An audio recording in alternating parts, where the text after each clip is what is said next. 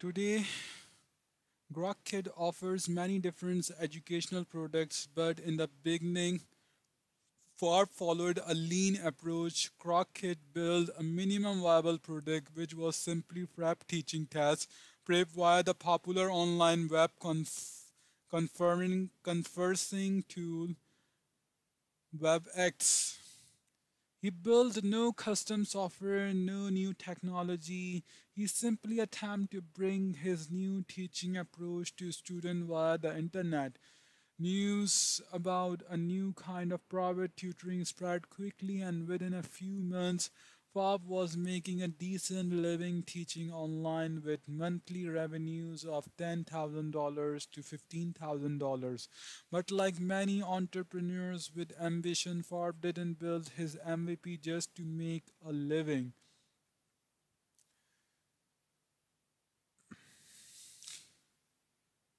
He had a vision of a more collaborative, more effective kind of teaching for students everywhere. With his initial traction, he was able to raise money from some of the most prestigious investors in Silicon Valley.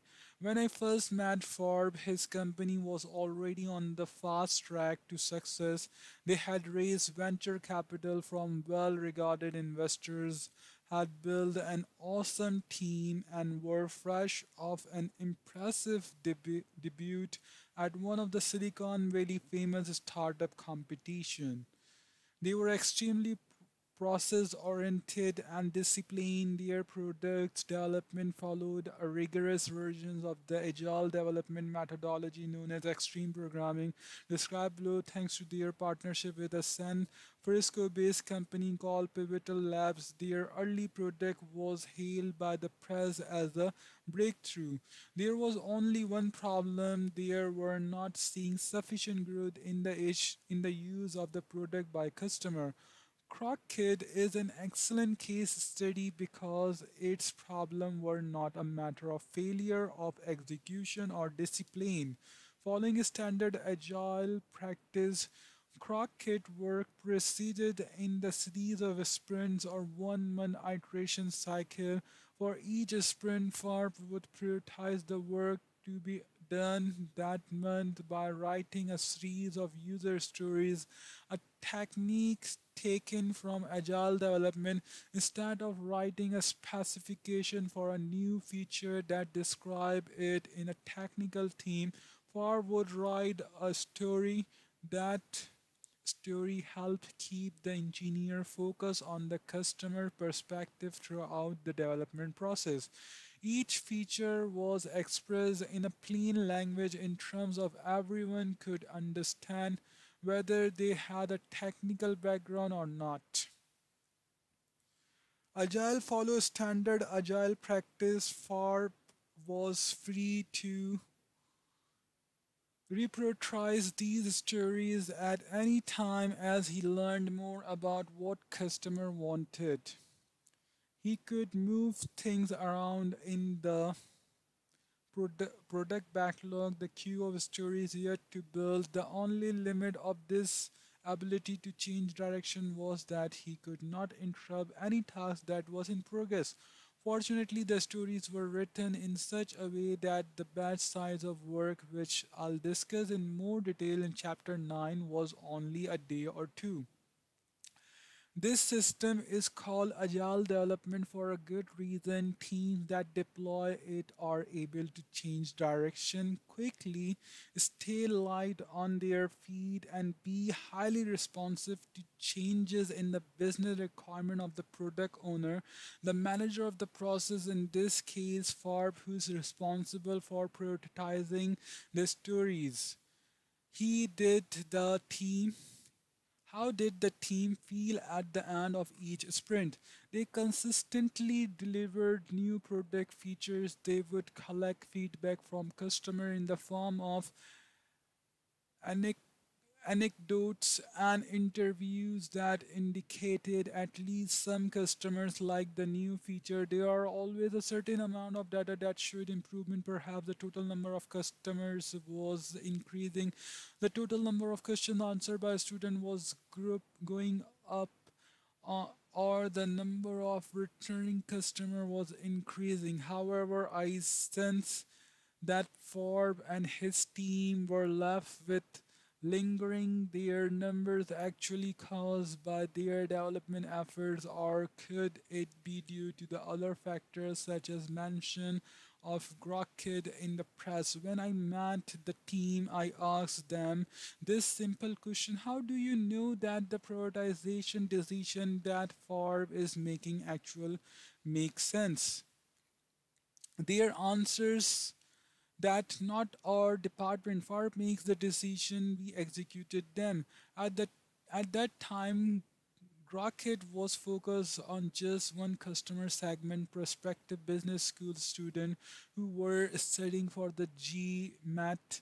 The product allowed the student to engage in online study sessions with fellow students who were studying for the same exam. The product was working. The student who completed this studying while Grok achieved significantly higher scores than they had before, but the Crockett teams were struggling with the age-old startup problem.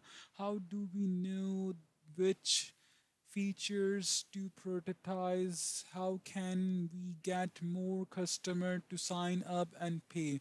How can we get out the word about our product? I put these questions to Farb. How confident are you that you are making the right decision in terms of establishing prioritizing? Like most startup founder, he was looking at the available data and making the best educated guess he could, but this left a lot of room for ambiguity and doubt.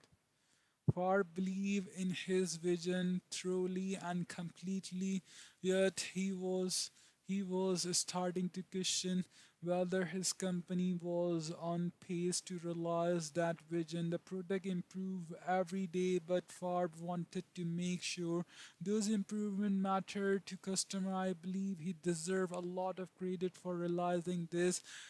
Unlike many visionaries who cling to their original vision no matter what, Ford was willing to put his vision to the test. Ford worked hard to sustain his team, believed that Grokit was destined for success. He was worried that the morale would suffer if anyone thought that the person steering the ship was uncertain about which direction to go, Farb himself wasn't sure if his team would embrace a two learning culture. After all, this was part of the grand bargain of agile development. Engineers agreed to adopt the product to the business constantly changing requirement but are not responsible for the quality of those business decisions. Agile is the efficient system of development from the point of view of the developers. It allows them to stay focused on creating features and technical design, and attempt to introduce the need to learn into the process could undermine productivity. Lean manufacturers face similar problems when it was introduced in factories. Managers were used to focusing on the utilization rate of each machine. Factories were designed to keep machine running at full capacity as much of the time as possible. View from the perspective of the machine that is efficient, but from the point of view of the productive of the entire factory, it is widely inefficient at times. As they say in system theory, that which optimize one part of the system necessarily undermines the system as a whole. What Forbes and his team didn't realize was that Crockett progress was being measured by vanity metrics, the total numbers of customer and the total number of questions answered. That was that was what was causing his team to spin its wheels. Those metrics gave the team the sensation of forward motion, even though the company was making little progress. What's interesting is how closely formatted followed superficial aspect of the lean startup learning milestone. They ship an early product and establish some baseline metrics. They had relatively short iteration, each of which was judged by its ability to improve customer metrics. However, because Grokit was using the wrong kind of metrics, the startup was not genuinely improving. Farb was frustrated in his effort to learn from customer feedback. In early cycle, the type of metrics his team was focused on would change. One month they would look at gross usage number, another month registration number, and so on. Those metrics would go up and down seemingly on their own. He couldn't draw clear cause and effect inference. Prioritizing work correctly in such an environment is extremely challenging. Favre could have asked his data analyst to investigate a particular question. For example, when we ship feature X, did it affect customer behavior? But that would have required tremendous time and effort. When exactly did feature X ship? Which customer were exposed to it? Was anything else launched around that same time? Were there seasonal factors that might be skewing the data? Finding these answers would have required parsing ream and reams of data. The answer often would come weeks after the question had been asked. In the meantime, the team would have moved on to new priorities and new questions that need urgent attention. Compared to a lot of startups, and Rocket teams have a huge advantage. They were tremendously disciplined. A disciplined team may apply the wrong methodology but can shift gears quickly once it discovers its errors. Most important, a disciplined team can experiment with its own working style and draw meaningful conclusions. Cohort and split tests. Crooked changed the metrics they used to evaluate success in two ways. Instead of looking at gross metrics, Crooked switched to cohort-based metrics, and instead of looking for cause and effect relationship after the fact, Crooked would launch each new feature as a true split test experiment. A split test experiment is in which different versions of a product are offered to customer at the same time. By observing the change in behavior between the two groups, one can make inference about the impact of the different variation. This technique was pioneered by direct mail advertiser. For example, consider a company that send customer a catalog of product to buy, such as land and or grate and barrel.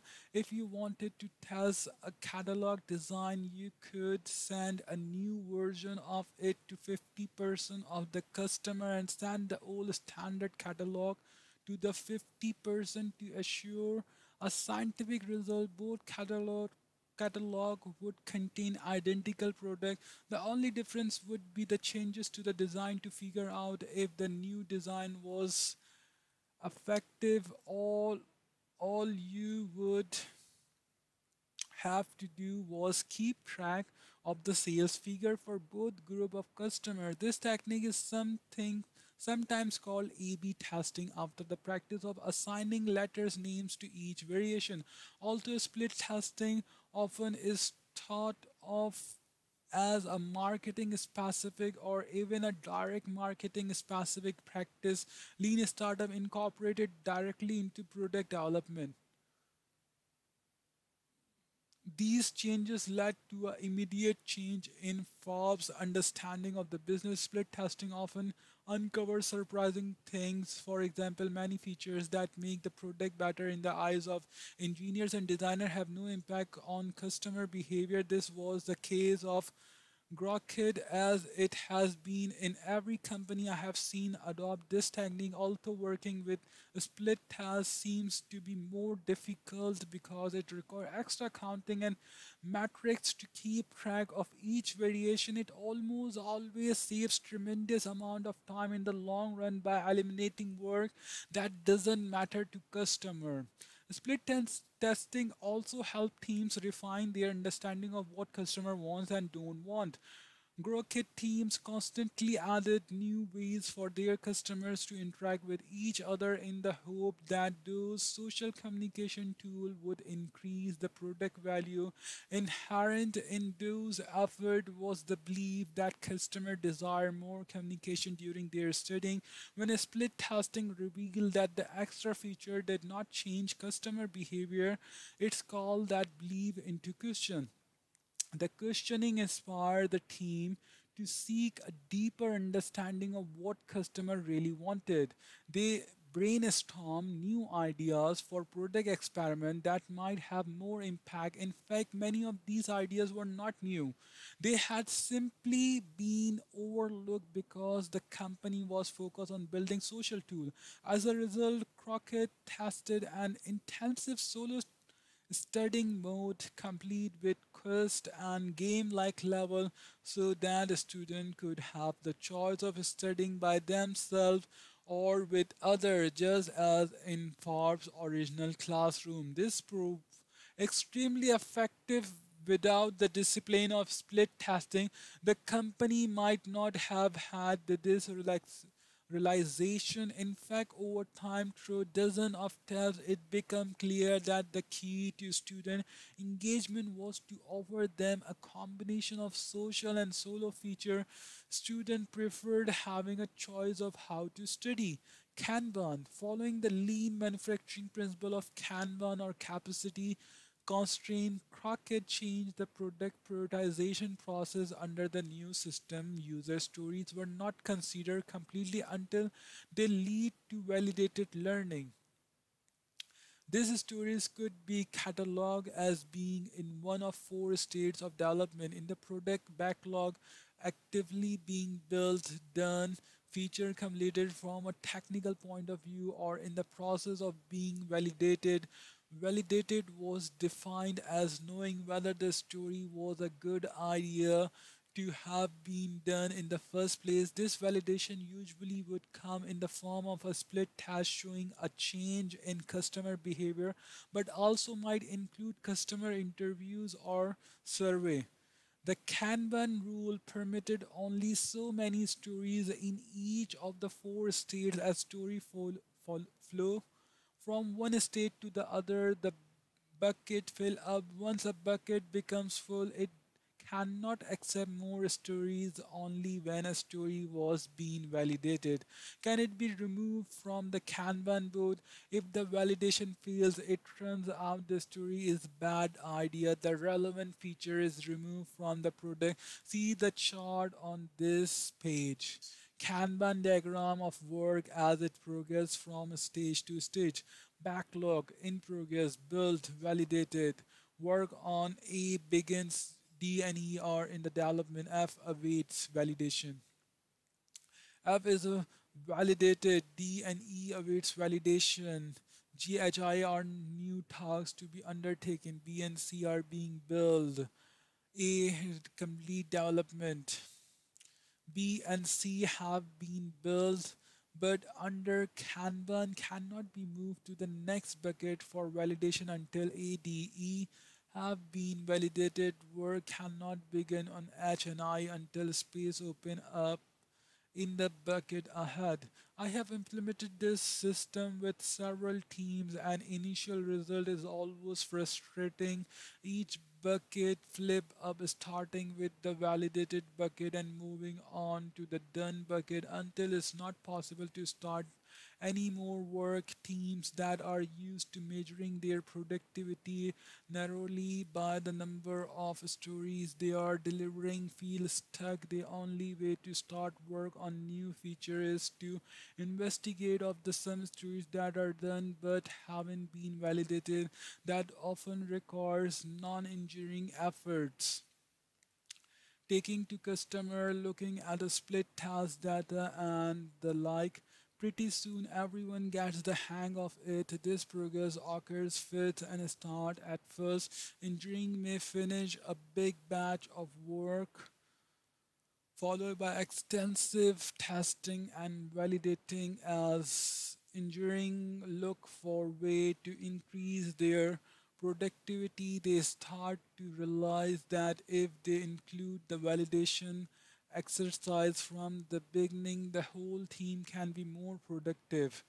For example, why build a new feature that is not part of a split test experiment? It may save your time in the short run, but it will take more time later to test during the validation phase. The same logic applies to a story that an engineer doesn't understand under the old system. He or she would just build it and find out later what it was for. In the new system, that behavior is clearly counterproductive without a clear hypothesis. He can a story ever be validated? We saw this behavior at IMVUs too. I once saw a junior engineer face down a senior executive over a relatively minor change. The engineer insisted that the new feature be split tested just like any other. His peers back him up. It was considered absolutely obvious that all features should be routinely tested, no matter who are commissioning them. Embar- Embarrassingly, all too often I was the executive in question. I solid process lays the foundation for the healthy culture, one where ideas are evaluated by merit and not by job title. Most important teams working in this system begin to measure their productive according to the validated learning, not in terms of production of new features. Hypothesis testing at Crockett. When Crockett made this transition, the results were dramatic. In one case, they decided to test one of their major feature called lazy registration to see if it was worth the heavy investment they were making in ongoing support. They were confident in this feature because lazy registration is considered one of the design best practice for the online services. In this system, customers do not have to register for the service upfront. Instead, they immediately begin using the service and are asked to register only after they have had a chance to experience the service benefit. For a student, lady registration work like this. When you come to the Grokit website, you are immediately placed in a study session with other students working on the same task. You don't have to give your name, email address, or credit card number. There is nothing to prevent you from jumping in and getting started immediately. For Grokit, this was essentially to testing one of the core assumptions that customer would be willing to adopt this new way of learning only if they could see proof that it was working early on. As a result of this hypothesis, Rocket design required that it manage three classes of user: unregistered guests, registered trial guests, and customer who had paid for the premium versions of the product. This design requires significant extra work to build and maintain. The more classes of user there are, the more work is required to keep track of them, and the more marketing efforts is required to create the right incentive to entice customer to upgrade to the next class.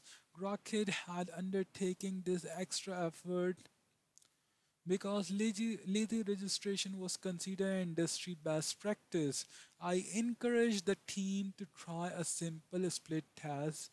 They look one cohort of customer and required that they register immediately based on nothing more than rocket marketing materials. Their surprise, this cohort behavior was exactly the same as that of the lazy registration group. They had the same rate of registration, activation, and subsequent retention. In other words, the extra efforts of lazy registration was a complete waste, even though it was considered an industry best practice. Even more important than inducing Even more important than reducing waste was the insight that this test suggested customers were basing their decision about Crockett on something other than their use of the product.